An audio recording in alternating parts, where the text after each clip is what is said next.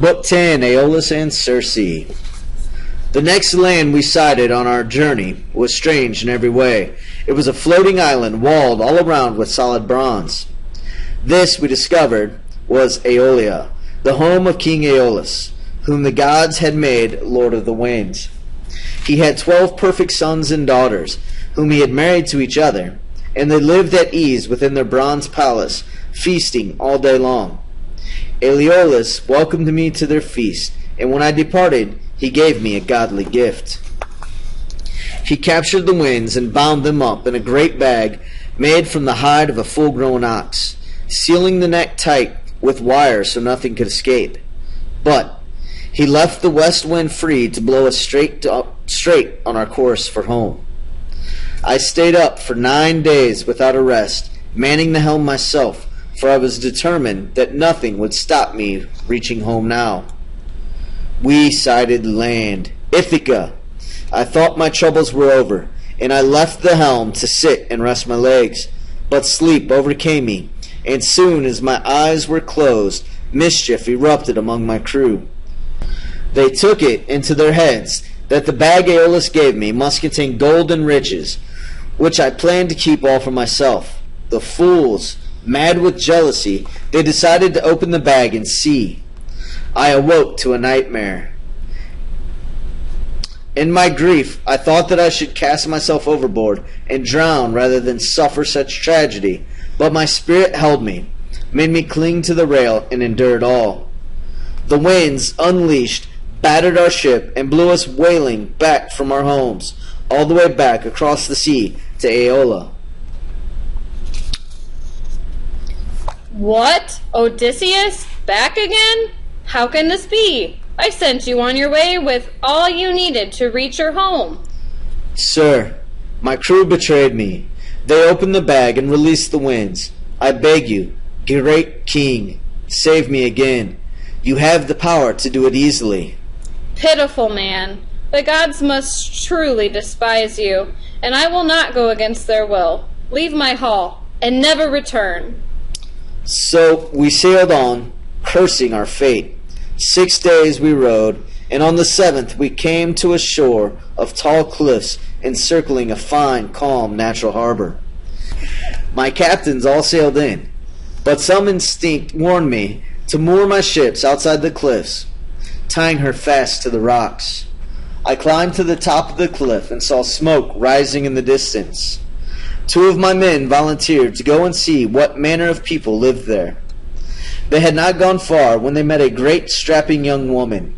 She brought them to the hall of her parents, who were king and queen of these people, the Laestrygonians. But they were treated to a savagely and beastly reception. I called to my men to cast off and retreat, but it was too late. Only my ship escaped. The rest were smashed, and the Laestrygonians speared my helpless men from the water like fish. So we sailed on, mourning our comrades, as we came to another island, where we moored our ship and took on water. We were all afraid to explore after our experience with the Cyclops and the Laestrygonians. However, our food supply was getting low, so I strapped on my sword, took hold of my bronze spear, and ignoring my crew's protestations, I set off to find some game. Friends, look, let's put away our hunger. When I told the men that the island looked inhabited, they groaned, but I quickly divided them into 2 bands, one led by myself, the other by my captain, Aeolus.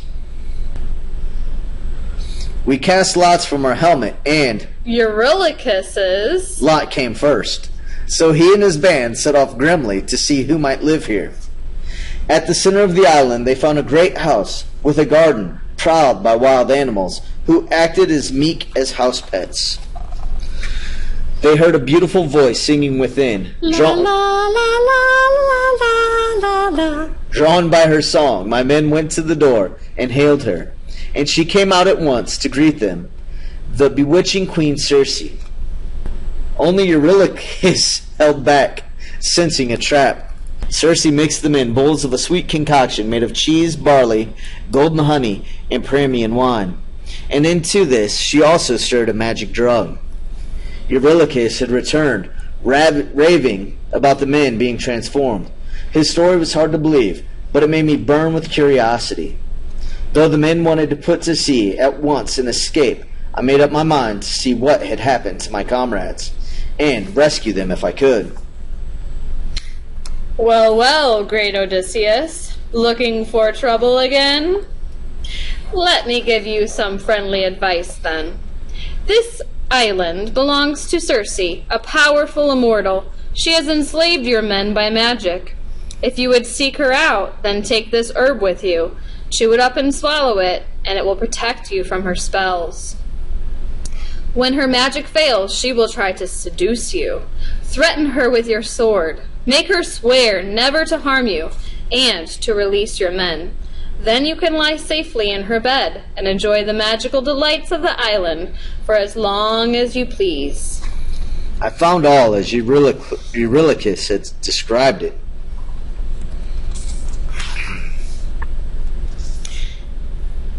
Now, into the pens with your comrades, you swine! Just as Hermes had said, she tried to seduce me, but I made her swear by all the gods not to harm me and to release my men. I brought up the others who waited at the ship, and we were all bathed, given royal clothes, and fed the choicest delicacies by Circe's handmaidens all day long, day after day. So we stayed, savoring all these pleasures, while elsewhere the seasons turned, and a full year passed. Then some of my men urged me to resume the voyage home, and I knew that they were right. Circe, I must not stay here any longer. Radiant goddess, give us provisions for the journey, and tell me how to set my course. I will not hold you back, but if you wish to reach your home safely, you must have the advice of the great seer Tiresias. Tiresias is long dead and buried. Yes, you must journey to Erebus, the land of the dead, to consult him. No ship can sail to the land of the dead, nor can living men return from that shore. Do not fear. Remember, I have sworn an eternal oath to you. It is neither so far nor so hard as you think, and I will tell you how to make the journey. Go now, and gather up your men. I will provision the ship for you. I roused my companions, and they wept and wailed when I told them we must visit the land of the dead. But I hustled them down to the ship and put them to work, so their tears were stilled, for what good can come of grieving?